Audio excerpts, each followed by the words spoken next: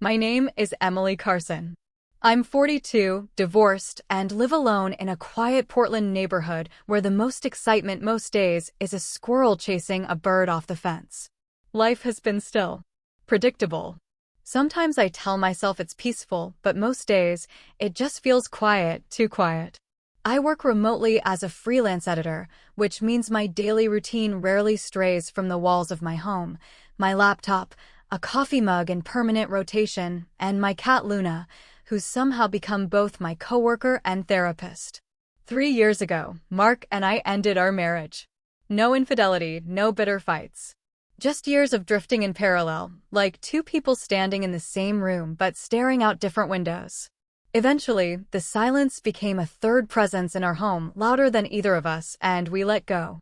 Since then, my days have blurred together in a kind of gentle monotony. Until one rainy Thursday in October, something shifted. That evening, hungry and restless, I ordered my favorite comfort food, Alfredo pasta from Marco's Kitchen. About 30 minutes later, the doorbell rang.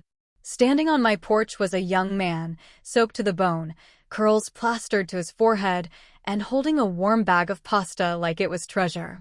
"Delivery for Emily?" he asked, his voice light despite the downpour. "That's me," I replied. He smiled, genuine, unforced. I noticed the way his clothes clung to him, and without thinking I said, "You must be freezing." He laughed. "It's not so bad once you get used to it." I tried to hand him a tip, but he waved it off. "Stay dry, ma'am. Enjoy your dinner." There was something in the way he said it, earnest, a little old-fashioned, that lingered with me longer than I expected. A week later, on another damp evening, I ordered the same pasta. And there he was again. "Back already?" he said with a grin as he slipped off his raincoat. "Guess I'm hooked on Alfredo," I replied. This time, I offered him tea. "You look like you could use something warm." He hesitated, then nodded. "That would be nice." We talked while the kettle boiled. I learned his name was Jason Miller. He just turned 18, was saving up for community college, and lived with his mom and younger sister. There was a calmness to him, not forced, not performative. Just grounded. Like someone who'd grown up too fast, but hadn't lost his softness. After that night, our chats became regular. Sometimes 5 minutes on the porch, sometimes longer. He'd sit, catch his breath, sip tea or cocoa. I started ordering from Marco's more often than I needed to. One especially cold night, Jason looked worn out, his bike had broken mid-shift, and he'd been walking house to house. "Come in," I said. "At least warm up a bit." He hesitated, then stepped inside. I handed him a towel, and we sat at the kitchen table talking for hours. He told me about his father leaving when he was 10, how his mom worked double shifts, how he helped his sister with homework and made dinner most nights. He wanted to study design and build apps, something real, he said.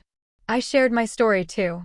How I once dreamed of writing novels, but ended up editing other people's words instead. How life had become quiet. How I miss being seen. Jason became a regular part of my life, even outside of deliveries. He'd stop by with coffee or help carry groceries. He fixed a broken door hinge. He never crossed a line, just showed up with kindness, without expectation. At first, I worried how it might look, a woman in her 40s chatting with a teenage delivery driver. But there was never anything uncomfortable about it. He was simply good company. One Saturday, I was struggling to assemble a bookshelf I'd impulsively ordered. Jason dropped by to return a borrowed book and ended up staying to help. "Didn't read the instructions, huh?" he teased. We built the shelf surrounded by scattered tools, takeout boxes, and quiet laughter. That night, we sat on the floor sharing stories about childhood, dreams, and favorite movies. I hadn't laughed that hard in years. Something about him made me feel lighter, braver. I started writing again. Not for work, for me. One evening as we sat on the porch, sky streaked in fading gold and lavender, Jason turned to me.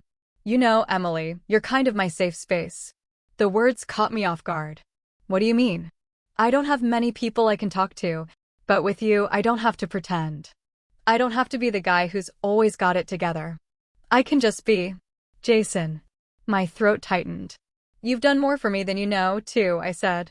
We sat in silence after that, not awkward, but full of something warm and unspoken. Months passed. Jason earned a scholarship to a local college. We celebrated with takeout and cake. He promised to still visit, and he did, though less often, as his life filled with classes, new friends, and possibility. Looking back, I realized Jason didn't enter my life with grand gestures or dramatic declarations. He came with a paper bag of pasta on a rainy night. But he brought warmth back into a world that had gone cold. He didn't just deliver dinner. He delivered light.